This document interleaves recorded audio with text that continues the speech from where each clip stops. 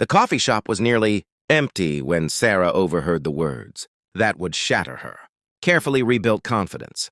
You're nice and all, but let's be honest. You're not really date material. Her blind date? Marcus didn't even have the decency to lower his voice as he stood up, already reaching for his phone to check. Messages that were apparently more interesting than her company. Sarah felt the familiar sting behind her eyes, but refused to let the tears fall. Not here. Not in front of the barista who'd watched the whole painful scene unfold. She'd spent 2 hours getting ready, practicing affirmations in the mirror, telling herself this time would be different. Her sister had sworn Marcus was one of the good ones. Apparently, her sister's judgment needed recalibrating. It's not personal, Marcus continued, though everything about rejection felt deeply personal. You're just, I don't know, too ordinary. I need someone who turns heads, you know? He dropped a $10 bill on the table, not even enough to cover both their drinks, and walked out without looking back. Sarah sat frozen, staring at the barely touched latte in front of her. Ordinary. The word echoed in her mind like a taunt. At 32, she'd heard variations of it before. Too plain, too quiet, too focused on her work at the children's hospital. Too much of a homebody who preferred books and baking to clubs and cocktails. The dating apps had been brutal, but somehow face-to-face rejection cut deeper. She was gathering her things when she heard the crash. A little girl, maybe 4 years old, had knocked over an entire display of travel mugs near the counter. The ceramic pieces scattered across the floor like shrapnel, and the child's face crumpled in horror. Her father, a man in his mid-30s with tired eyes and flour on his jeans, rushed over from where he'd been ordering. "Daddy, I'm sorry." "I'm so sorry." The little girl's voice trembled on the edge of tears. The barista's expression hardened. "Sir, those mugs are $15 each. That's 6 of them broken." Sarah watched the man's face pale as he pulled out his wallet, counting bills that clearly weren't enough. "I can pay for half now and come back tomorrow with the rest. We just moved here and I haven't gotten my first paycheck yet. Store policy says damages must be paid immediately." The little girl was crying now, and Sarah felt something crack open in her chest. Before she could think twice, she was standing at the counter, her credit card already in hand. "I'll cover it." 3 faces turned to her in surprise.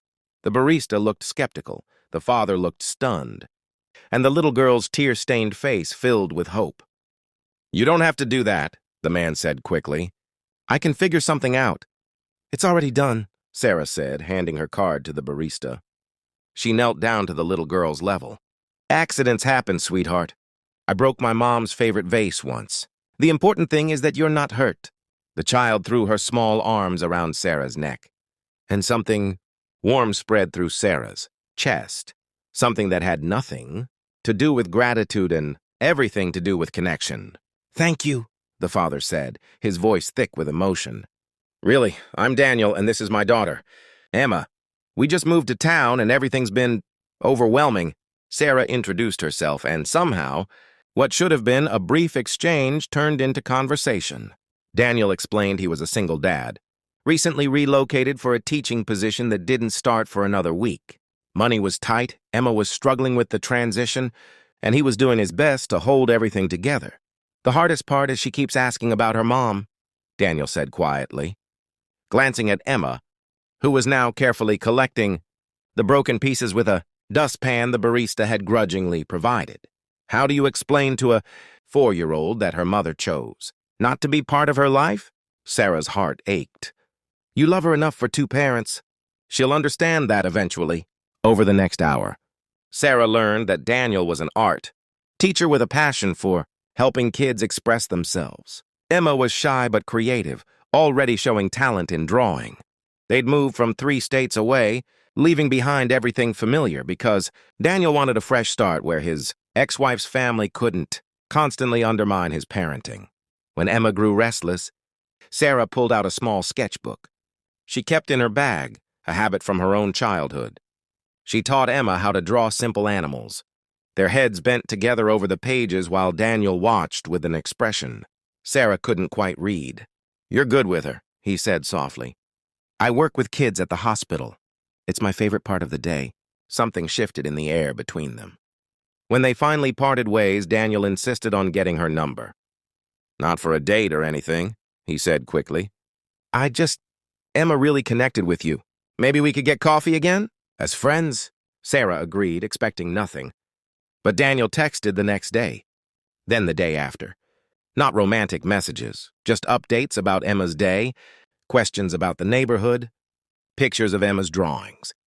Sarah found herself responding eagerly, looking forward to each notification. 2 weeks later, Daniel invited her to Emma's first day at her new preschool's art showcase. Sarah went, telling herself she was just being supportive.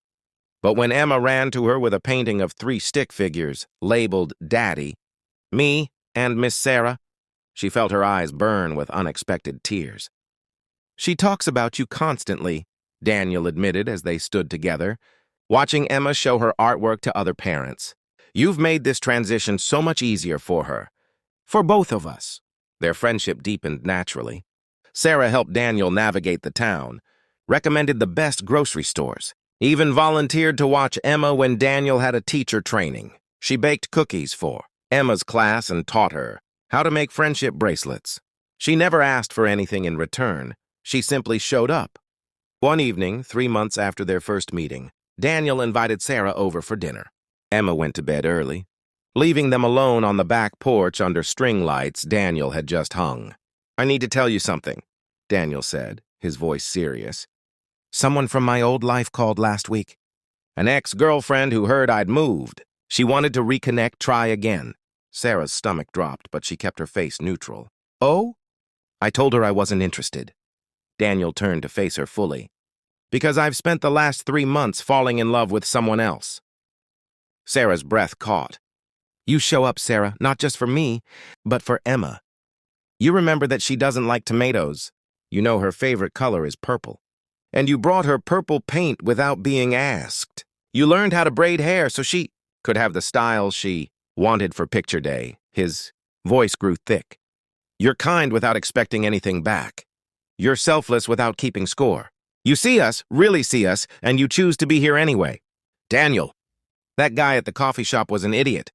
You're not just date material, Sarah. You're marriage material. You're the kind of person I want Emma to grow up around. The kind of person who makes me want to be better." He took her hand. "I'm not asking you to decide anything tonight, but I needed you to know that you're extraordinary, not despite being kind and ordinary, but because of it." Sarah felt tears streaming down her face, but these were different from the ones she'd held back. Months ago, these were healing waters, washing away every cruel word, every rejection, every moment she'd felt like she wasn't enough. "I'm falling for you too," she whispered.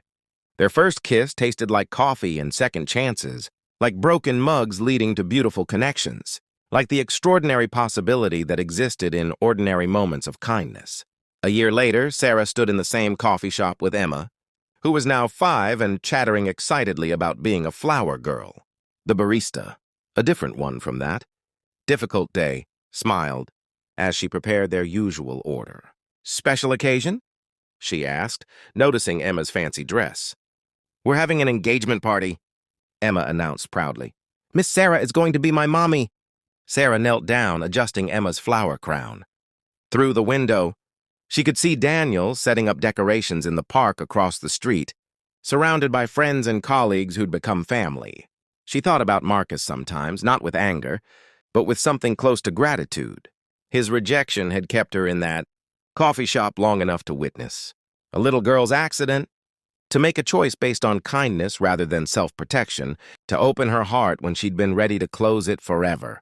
The truth was, she'd never been not date material.